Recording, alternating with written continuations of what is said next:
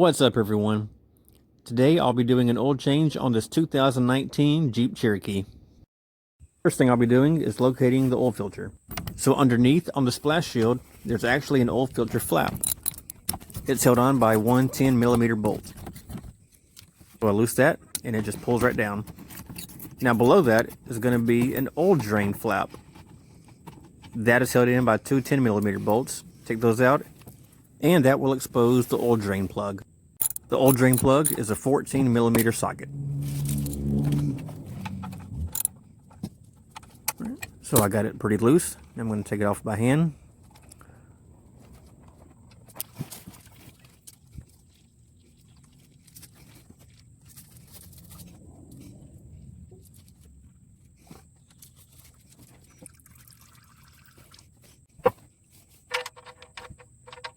After that's drained, it's time to reinstall the oil drain plug.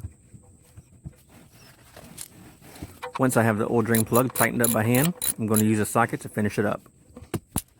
And use a shop towel to clean up any remaining oil.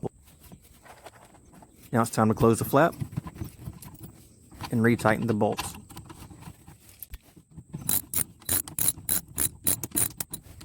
Now I did not have an oil filter cap wrench, and for this type that would really be what I would recommend. It'd be a whole lot easier. But I did have a swivel handle oil filter wrench, so that's what I used. But I did have to drop the upper part of the splash shield in order to access it. The upper part of the splash shield is just held on by 5 10mm bolts. And I had to use another catch pan for the oil filter oil.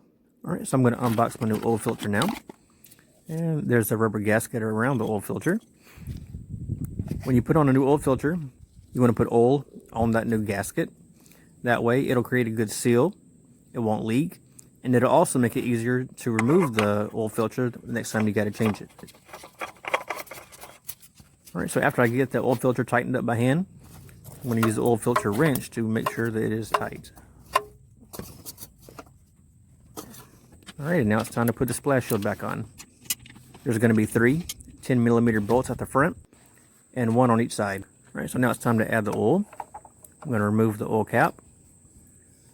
On most vehicles also, it will tell you exactly what grade oil you need. And this one is 0-weight-20, so I'm going to put my funnel in there now. If your engine oil cap does not say what grade of oil you need, you can also look in your manual. So this is the 2.4 liter. It takes 5.5 quarts. So I'm going to add 5.5 quarts. After that, it's time to put the engine cap back on and check the oil. After I fill it with oil, I usually like to look up under the car to make sure there's no leaks. When checking your oil, you want to make sure that the car is on a level surface. This is the part where I would show you how to check the oil, but I was moving a bunch of videos on and off my phone and it was deleted by accident. And as always, you want to make sure that you discard of your old oil properly. And that's it. If you found this video helpful, hit the thumbs up button. If you haven't already, consider subscribing.